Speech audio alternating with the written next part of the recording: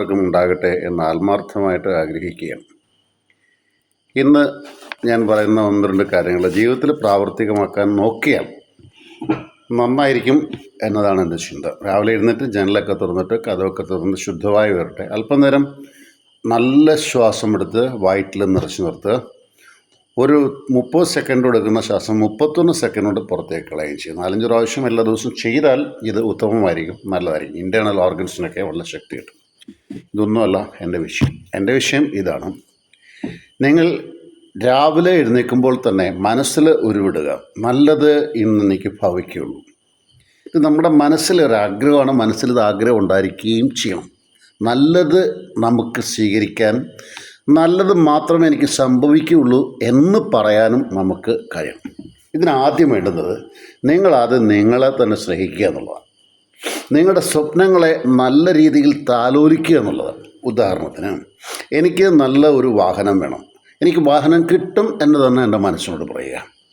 എനിക്ക് നല്ലൊരു ഭാര്യ വേണം, ഭർത്താവിന് വേണം, നല്ല മക്കളെ വേണം, നല്ല പുസ്തകം വേണം. ഈ നല്ലത് എന്നത് എപ്പോഴും മനസ്സിലുണ്ടാവണം. എൻ്റെ ഇടയ്ക്ക് അത് എത്തും. നിങ്ങൾക്ക് കിട്ടാനുള്ളത് ആദ്യം പിറക്കുന്നത് നിങ്ങളുടെ മനസ്സിലാണ്. ഒരു വീട് നിർമ്മിക്കണമെങ്കിൽ വീട് ആദ്യം മനസ്സിലാണ് പിറക്കണം. മനസ്സിൽ പിറക്കാത്തതൊന്നും ഭൂമിയിൽ പിറക്കപ്പെടില്ല. അപ്പോൾ മനസ്സിൽ പിറക്കും എന്നുള്ളത് സൂക്ഷിക്കുക. ആരെങ്കിലും നിങ്ങളോട് ചോദിച്ചാൽ ജീവിതം എങ്ങനെ പോകുന്നു എന്ന് ചോദിച്ചാൽ സാധാരണക്കാർ പറയുന്നത് തട്ടിമുട്ടി പോകുന്നു പറയരുത്.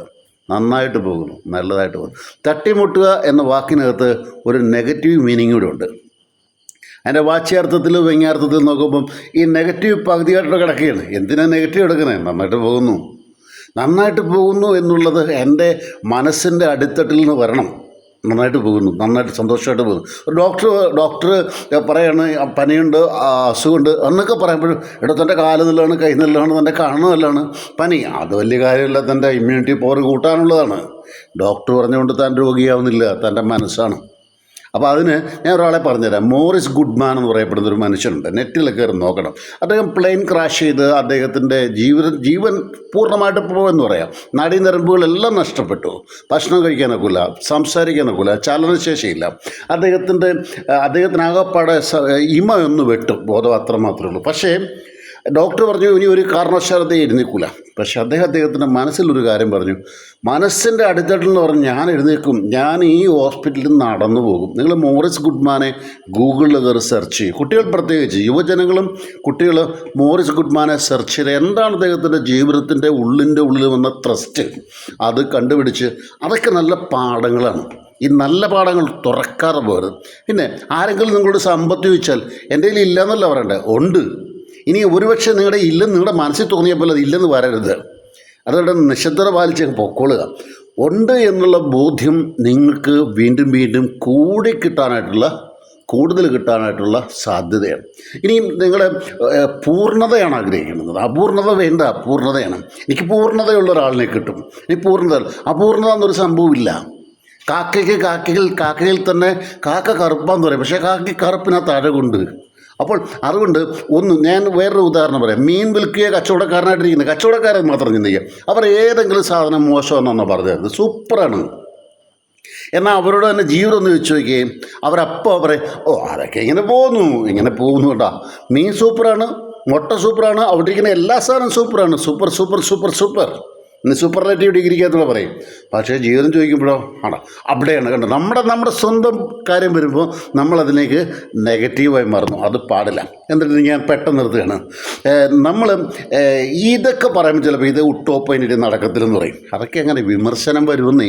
വിമർശിക്കാതെ ഒരിക്കൽ ചിലർക്ക് ഇങ്ങനെ വിമർശിച്ചെങ്കിൽ മാത്രമേ ഫേമസ് ആവാൻ സാധ്യതയുള്ളൂ. കാരണം അറിയോ, ഗാന്ധിയെ വെടിവെച്ച് വന്ന് നാഥുറാം ഗോഡ്സെ ഗാന്ധിയോടൊപ്പം തന്നെ നാടിന് അറിയാവുന്ന, അവിടെ നിൽക്കട്ടെ, വിമർശനം കൊണ്ട് പ്രശസ്തരാകുന്നവരവർ. ഉപ്രസക്തി എടുത്തരാം. ഒരു കാര്യം പറയാം. പക്ഷേ നമുക്കൊക്കെ ഈ മുമ്പോട്ട് പോകുമ്പോൾ 100 തെറ്റായ ഉത്തരം എഴുതി തോക്കുന്നതിനൊക്കെ ഉള്ളത് ഒരു ശരിയായ ഉത്തരം എഴുതി 1 മാർക്ക് വാങ്ങിക്കുന്നതാണ്. അപ്പോൾ ശരിക്കും പോകും. പിന്നെ രണ്ടാമത്തേതും, കാട്ടിൽ നിവർന്ന് നിൽക്കുന്ന തടിയെ മനുഷ്യൻ കയറി ആദ്യം വെട്ടുള്ളൂ, അല്ലേ? അല്ലാതെ വളഞ്ഞു വെട്ടത്തില്ല വീട് വെക്കാനായിട്ട്. നിവർന്ന് നിൽക്കുന്നതിനെ വെട്ടിക്കോട്ടെ, സാറില്ല. പിന്നെ മനോഹരമായ ഒരു പൂന്തോട്ടത്തിൽ കയറി മണമുള്ള പൂവേ മനുഷ്യർ ഇറക്കത്തുള്ളൂ. ഇരുത്തോട്ടെ എന്ന് വിചാരിച്ച് പൂ വീണ്ടും കായ്ക്കും എന്ന് ചിന്തിക്കുക. അപ്പോൾ മനസ്സ് മുഴുവൻ പോസിറ്റീവായിട്ട് ഒരുപാട് കാര്യങ്ങൾ നിറയ്ക്കാൻ നിങ്ങൾക്ക് സാധിക്കട്ടെ. എന്തിലും നന്മ വരും എന്ന് ചിന്തിച്ച് മുന്നേറാൻ സാധിക്കട്ടെ. ജോൺസൺ കരൂർ. എൻ്റെ ടോക്സ് എല്ലാം തന്നെ എൻ്റെ യൂട്യൂബിലുണ്ട്. ദർശൻ എന്ന പേരിലാണ് കിടക്കുന്നത്. അല്ലെങ്കിൽ ജോൺസൺ കരൂർ എന്ന് അടിച്ചു കൊടുത്താൽ ഗൂഗിളിൽ തന്നെ കിട്ടും.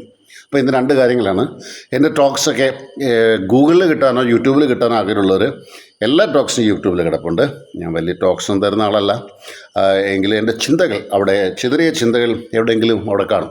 പിന്നെ രണ്ടാമത്തെ കാര്യം, എൻ്റെ യൂട്യൂബ് ഒന്ന് സബ്സ്ക്രൈബ് ചെയ്തേക്കുക. ഞാൻ ജീവിതത്തിൽ നിന്ന് പുസ്തകത്തിൽ നിന്ന് പഠിക്കുന്ന ആളല്ല, ജീവിതം ഇങ്ങനെ പോകുമ്പോൾ എന്തെങ്കിലും പഠിക്കുന്ന ഒരാളാണ്. അപ്പോൾ ഞാൻ നിർത്തുന്നു തൽക്കാലം. എൻ്റെ യൂട്യൂബ് ഒന്ന് സബ്സ്ക്രൈബ് ചെയ്തേക്കുക. ഞാൻ പറഞ്ഞ ആളിനെ മറക്കല്ലേ, Morris Goodman. Search into Google. All the students who are listening my words, please go to Google and search who is Morris Goodman. He was a pilot. He was fighting for his life instead of all the obstacles which he faced. Johnson Karu.